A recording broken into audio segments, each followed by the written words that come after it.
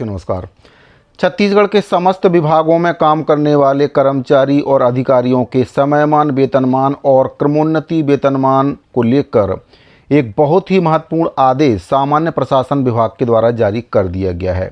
तो साथियों, जो कर्मचारी क्रमोन्नति योजना में बने रहना चाहते हैं वे उसमें रह सकते हैं, और जो कर्मचारी समयमान वेतनमान योजना का लाभ लेना चाहते हैं वे उसका लाभ ले सकते हैं।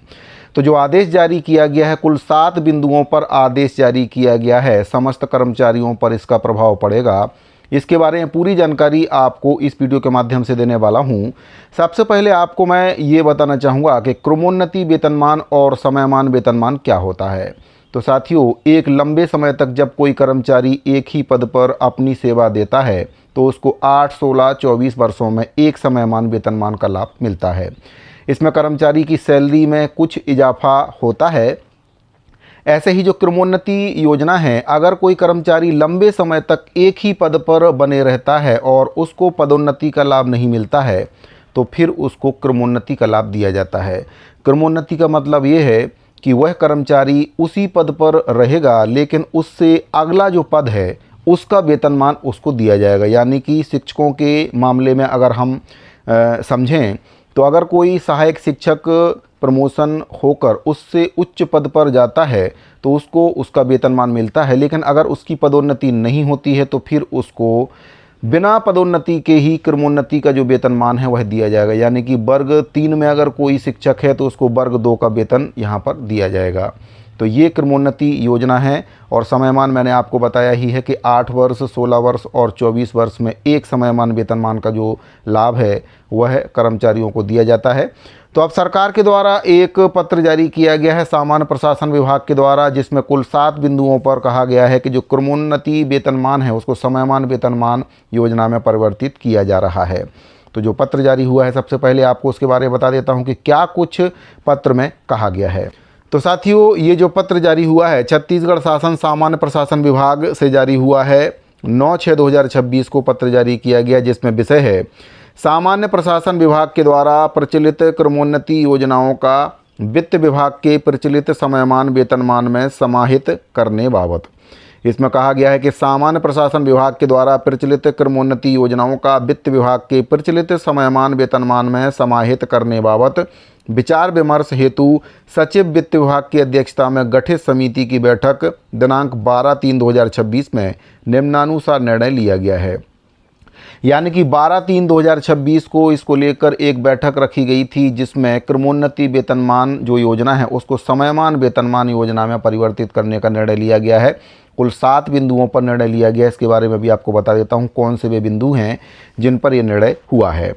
इसमें आगे कहा गया है, पहले बिंदु पर सामान्य प्रशासन विभाग के द्वारा जारी शिक्षक संवर्ग को द्वितीय क्रमोन्नति के संबंध में जारी परिपत्र क्रमांक, जिसमें दिनांक 24/4/2006, समसंख्यक परिपत्र दिनांक 10/3/2017 और 6/11/2025, वहीं पर सहायक पशु चिकित्सा क्षेत्र अधिकारियों को द्वितीय क्रमोन्नति के संबंध में जो पत्र जारी हुआ था, जिसमें आपका 23/4/2008 और 16/8/2019, इसी प्रकार से निर्माण विभागों और अन्य विभागों के उप अभियंताओं को 4 स्तरीय क्रमोन्नति वेतनमान के संबंध में पत्र जारी हुआ था, जिसमें दिनांक 31/7/2008 और वन विभाग के वन क्षेत्रपालों के लिए 4 स्तरीय क्रमोन्नति वेतनमान के संबंध में जो परिपत्र जारी हुआ था दिनांक 22/8/2008 को ये जारी हुआ था।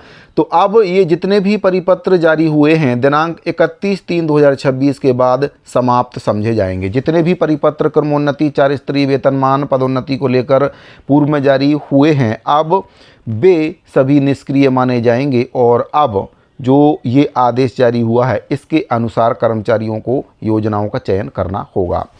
दूसरे बिंदु पर इसमें कहा गया है कि दिनांक 1 अप्रैल 2026 या इसके बाद नियुक्त समस्त संवर्ग के शासकीय सेवकों को वित्त विभाग के अंतर्गत समयमान वेतनमान की पात्रता होगी। यानी कि जो पिछले कर्मचारी हैं वे योजना का चयन कर सकते हैं, लेकिन 1 अप्रैल 2026 के बाद जो नियुक्त कर्मचारी हैं उनको वित्त विभाग के अंतर्गत समयमान वेतनमान की पात्रता यहाँ पर दी जा रही है।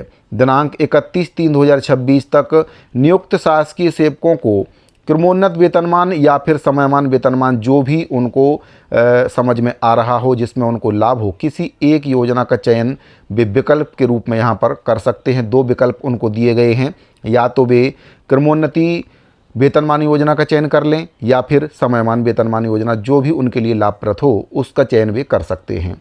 चौथे बिंदु पर कहा गया है, शासकीय सेवक के द्वारा प्रस्तुत विकल्प अंतिम एवं अपरिवर्तनीय होगा। संबंधित शासकीय सेवक को भविष्य में पात्रतानुसार उच्चतर वेतनमान का लाभ शासकीय सेवक के द्वारा प्रस्तुत विकल्प के आधार पर दे होगा। यानी कि एक बार अगर आप किसी योजना का चयन कर लेते हैं, या तो आप समयमान योजना का चयन कर लीजिए या फिर क्रमोन्नत वेतनमान योजना का चयन कर लीजिए, एक बार अगर आप उसको चयन कर लेते हैं तो फिर आप उस योजना को बदल नहीं सकते हैं। 5वें बिंदु पर कहा गया है, शासकीय सेवक के द्वारा विकल्प का चयन आदेश जारी होने के दिनांक से 1 माह की अवधि में सक्षम प्राधिकारी को प्रस्तुत करना होगा।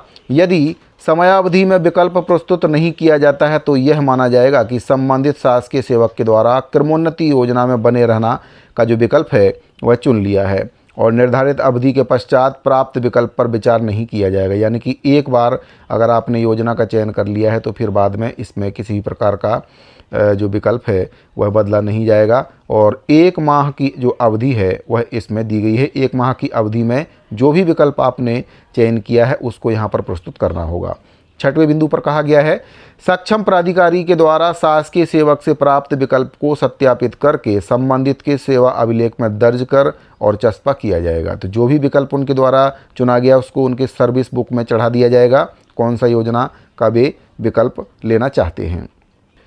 7वें बिंदु पर इसमें कहा गया है कि वित्त विभाग के समयमान वेतनमान के संबंध में जारी वित्त निर्देश दिनांक 28 अप्रैल 2008 के परिशिष्ट 1 के अनुरूप संलग्न परिशिष्ट 2 में समयमान वेतनमान के संबंध में जिन विभागों के पदों का समावेश नहीं है, उन विभागों के द्वारा वित्त विभाग के समयमान वेतनमान योजना में शामिल करने हेतु प्रशासकीय विभागों से सुसंगत प्रस्ताव वित्त विभाग को प्रेषित किया जाए।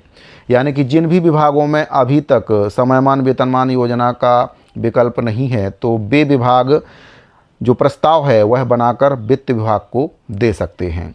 तो ये 7 बिंदुओं पर जो जानकारी है वह सामान्य प्रशासन विभाग के द्वारा जारी की गई है, और अंत में इसमें कहा गया है कि कृपया उक्त निर्देशों का कड़ाई से पालन करना सुनिश्चित किया जाए। छत्तीसगढ़ के राज्यपाल के नाम से तथा आदेशानुसार छत्तीसगढ़ शासन सामान्य प्रशासन विभाग की ओर से ये सख्त आदेश जारी किया गया, और समस्त विभागों के जो भी कर्मचारी और अधिकारी हैं उनके लिए ये पत्र जारी किया गया है। कौन सी योजना में वे बने रहना चाहते हैं, क्रमोन्नति योजना का चयन करना चाहते हैं या फिर समयमान जो वेतनमान योजना है उसमें वे रहना चाहते हैं। सामान्य प्रशासन विभाग की जो बैठक हुई थी उसमें जितनी भी विभाग हैं उसमें क्रमोन्नति वेतनमान योजना को समयमान वेतनमान योजना में बदलने का निर्णय लिया गया है। अब कर्मचारियों के ऊपर निर्भर करता है कि कौन सी योजना का चयन वे करते हैं। जिस भी योजना में उनको ज़्यादा लाभ हो उसमें वे बने रह सकते हैं, और उसका विकल्प चयन करने के बाद 1 माह के अंदर उनको जानकारी भी देनी होगी, ताकि जिस भी योजना का चयन उनके द्वारा किया गया है उसको उनके सर्विस बुक में इंदराज किया जा सके। तो साथियों, क्रमोन्नति वेतनमान और समयमान वेतनमान योजना को लेकर ये बहुत ही महत्वपूर्ण जानकारी मिल रही थी। उम्मीद करता हूँ दी गई जानकारी आपको पसंद आई होगी। अगर आपको जानकारी अच्छी लगी हो तो वीडियो को लाइक करके अपने दूसरे साथियों को शेयर जरूर करें। इस वीडियो फिलहाल इतना ही, मिलते हैं अगली वीडियो में। अभी के लिए दीजिए इजाज़त। धन्यवाद।